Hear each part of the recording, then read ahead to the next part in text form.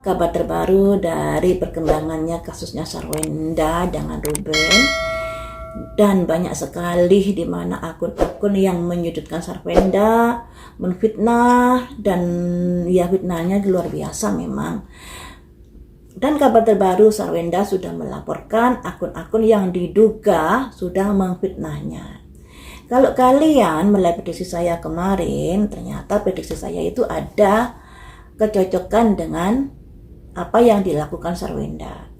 Dari prediksi saya kemarin itu kan, saya bertanya pada energinya Sarwenda, Sarwenda, apakah kamu tidak ingin melaporkan orang-orang yang sudah menfitnahmu? Karena kalau kamu diam saja, banyak netizen yang berpikir bahwa berita-berita itu benar adanya. Ternyata kabar terbaru kemarin Sarwenda melaporkan.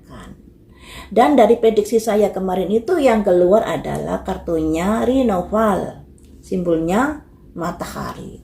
Yang artinya akan ada perubahan ketika kesabaran Sarwenda sudah di ujung batas atau kemarahannya sudah memuncak. Kemudian teman-teman, kalau kita membahas tentang hal gaib, ya, hal gaib itu banyak tipu daya. Hal gaib itu kadang juga diciptakan oleh pikiran kita sendiri, angan-angan kita sendiri. Makanya jangan mentah-mentah menerima pandangan, pendapat orang terkait dengan hal-hal gaib. Ya, saya berkecimpung dengan hal gaib itu sudah lama sekali. Dan sekarang ini saya lebih fokus ke tarot, lebih fokus ke numerologi, membenahi atau menuntun kehidupan seseorang agar bisa mendapatkan kehidupan yang lebih baik. Saya lebih suka di sini daripada saya berkecimpung di hal-hal gaib. Karena hal gaib itu penuh tipu daya. Kalau tidak kuat, kita bisa jadi budaknya. Juga banyak sekali karena orang baru mendalami supranatural, kemudian dalam pikirannya terkoneksi atau terkontaminasi dengan pikiran-pikiran saya disantet, saya dikerjain dan lain sebagainya. Katakanlah tokonya sepi, oh saya dikerjain orang ini, saya sakit, oh saya disantet orang itu dan lain sebagainya. Banyak sekali orang-orang yang memiliki kecurigaan seperti itu. Dan ketika kecurigaan itu sudah membungkus pikirannya, yang ada orang tersebut tidak bisa introspeksi diri, tidak mau introspeksi diri atas kegagalan hidupnya. Ketika usahanya jatuh, dia selalu menyalahkan ada seseorang yang sudah mengerjainnya. Ketika dia sakit, dia juga begitu, ada orang yang sudah mengerjainya. Dan itu banyak sekali terjadi pada orang-orang loh. Saya tidak kurang-kurang kasih pencerahan kadang-kadang itu pada orang-orang yang curhat pada saya dan lain sebagainya. Saya bilang, kalau pikiranmu terselimuti dengan kecurigaan-kecurigaan seperti itu, hidupmu akan jalan di tempat. Karena kamu tidak introspeksi diri atas kegagalan yang terjadi dalam hidupmu, lebih menyalahkan pada orang lain. Ya, jadi buat kalian yang mungkin ada sering kali curiga, saya dikerjain orang, saya digini dan gitu, cobalah introspeksi diri lebih dulu. Apa yang membuat gagal dalam hidupmu? Apakah kurang manajemennya? Apakah kurang hati-hati dan lain sebagainya? Itu juga mempengaruhi kenapa usaha jatuh. Juga karena sakit, apakah sudah dicek medis dulu sebelum melontarkan, oh saya disantet dan lain sebagainya. Jadi introspeksi diri itu lebih penting daripada mencurigai orang terlebih dahulu. Kita kembali ke masalah Sarwenda ya. Sarwenda sudah melaporkan kepolisian terkait dari akun-akun yang diduga sudah mencemarkan nama baiknya. Apakah dengan melaporkan di kepolisian itu suasana dari media sosial ini lebih adem lagi? Orang-orang yang tadinya berkoar-koar menyudutkan Sarwenda ada rasa takut lagi dan lain sebagainya. Mari kita prediksi di sini ya. Apakah dengan pelaporan Sarwenda situasinya ini akan lebih adem lagi? Ataukah masih ada saja orang-orang yang berniat kurang bagus kepada Sarwenda? 10 tongkat. 10 tongkat ini lambang dari Sarwenda yang merasa disudutkan. Mengapa saya selalu disalahkan di sini? Tidak adakah kebaikan dari saya yang mereka lihat? Ini. The Empress, kemakmuran. Lagi-lagi orang melihat Sarwenda ini ada iri dengki karena pencapaian yang sudah dilakukan Sarwenda karena dia kerja kerasnya. Ada simbol The Empress, kemakmuran.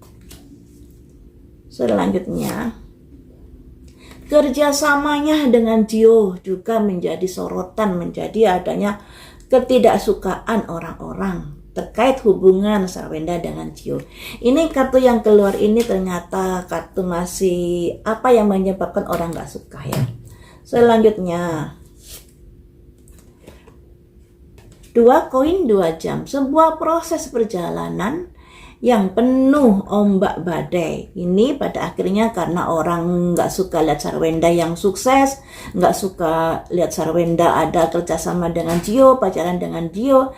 Pada akhirnya ada sebuah proses perjalanan di sini yang mengarah kemana?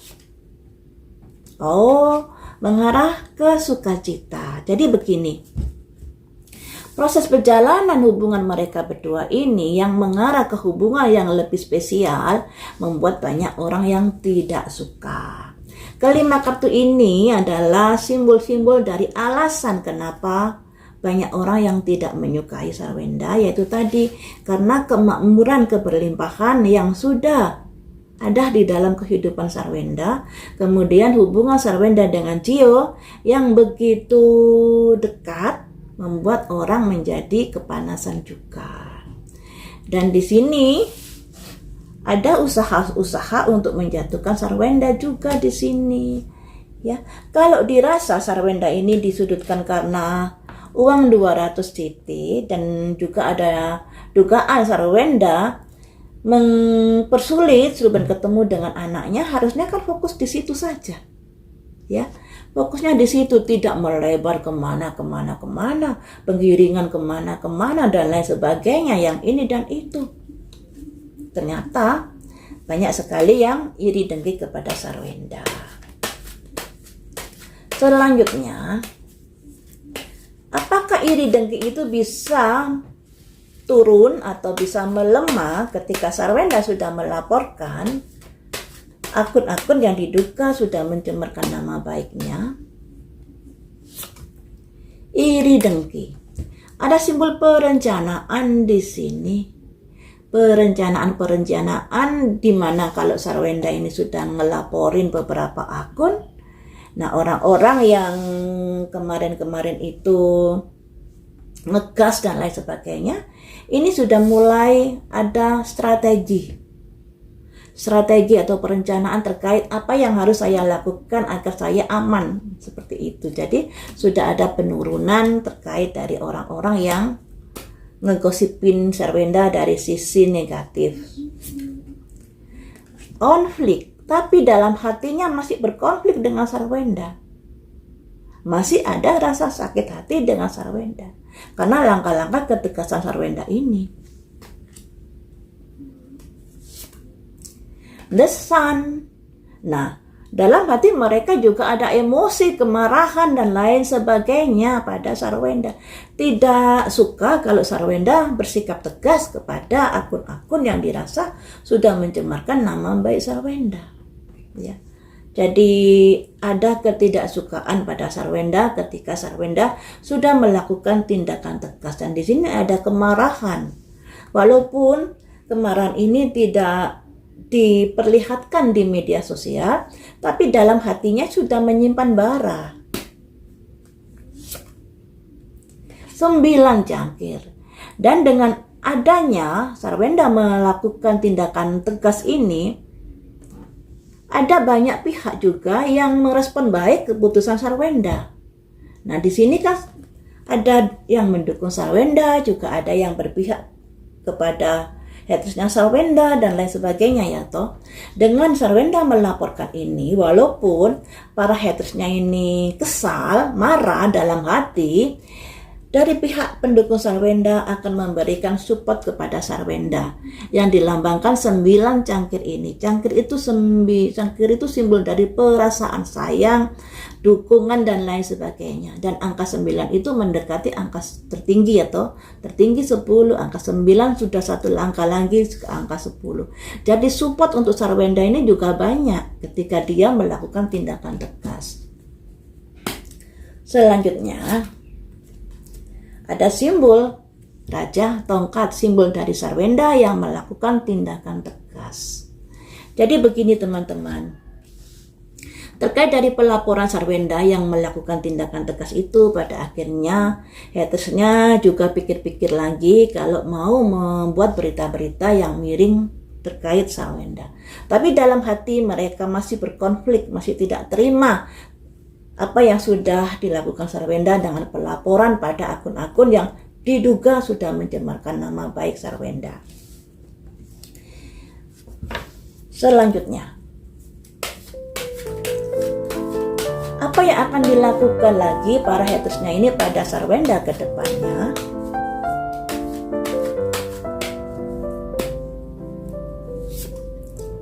Tujuh Pedang melakukan sebuah kegiatan yang lebih sembunyi-sembunyi, yaitu tadi karena tidak bisa ngelepasin rasa kebenciannya secara terang-terangan pada Sarwenda, pada akhirnya melakukan kegiatannya sembunyi-sembunyi.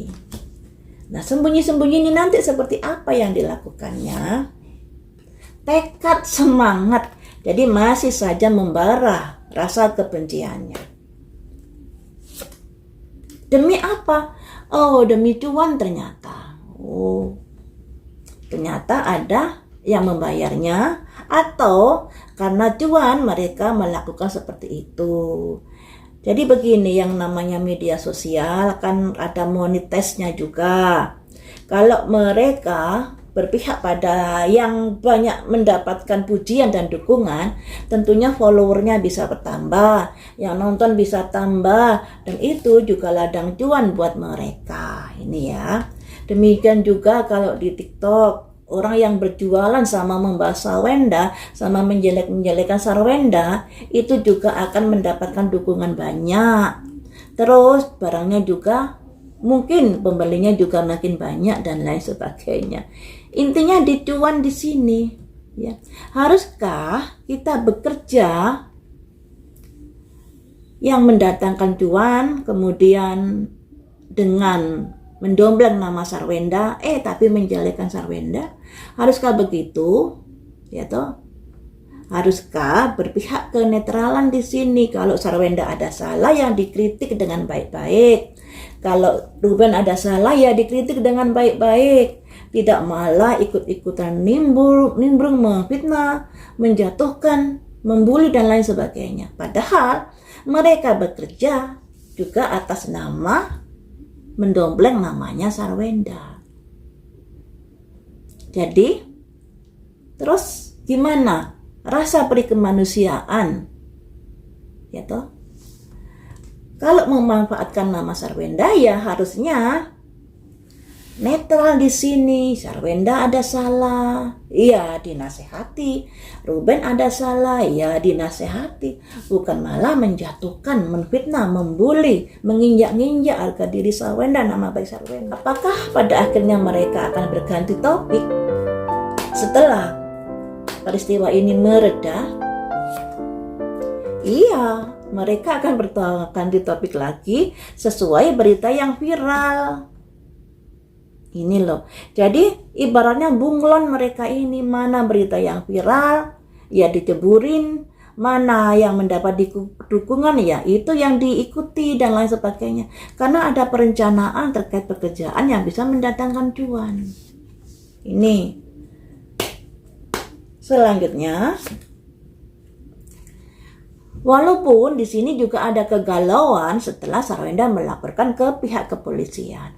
Ada was-was, ada khawatir, jangan-jangan saya nanti keciduk dan lain sebagainya, karena sudah menyudutkan Sarwenda, menghina Sarwenda, menjatuhkan Sarwenda dan lain sebagainya.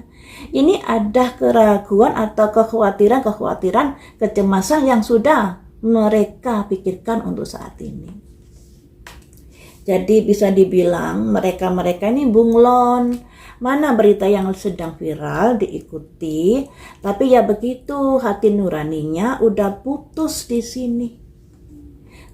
Ya, kenapa sih nggak bisa jadi orang bijak?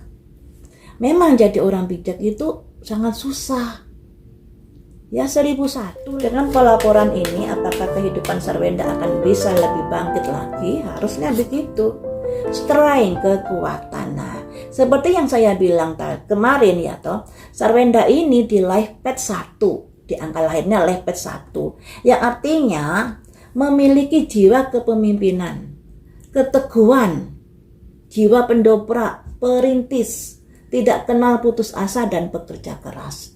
Kelemahannya itu di egonya. Ini ya. Makanya dengan adanya kejadian seperti ini, Sarwenda masih kuat di sini. Nah, terus masalah karirnya nanti bagaimana? Apakah ada peningkatan? Untuk karir The Magician, Sarwenda berusaha bangkit kembali. Ya, nge-live lagi nantinya. Ya, karena itu merupakan ladang pekerjaan Sarwenda. Berusaha bangkit lagi, membangun kembali bisnisnya dan karirnya.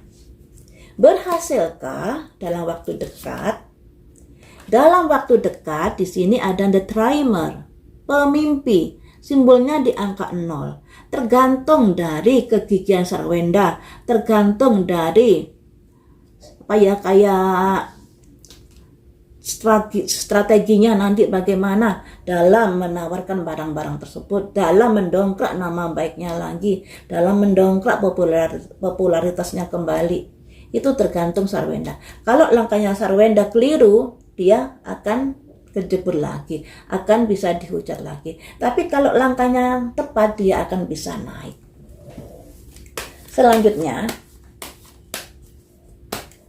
apakah akan naik atau turun? Rilis, melepaskan. Jadi di sini dalam hal ini setelah Sarwenda ngelaporin polisi, masih banyak para hatersnya yang tidak suka dengan Sarwenda. Masih banyak komen-komen yang negatif saat Sarwenda nge-live di sini. Dan memang tidak semudah itu membangun sebuah nama baik kembali, membangun sebuah bisnis kembali. Dan di sini Sarwenda akan kuat menghadapi semuanya ini.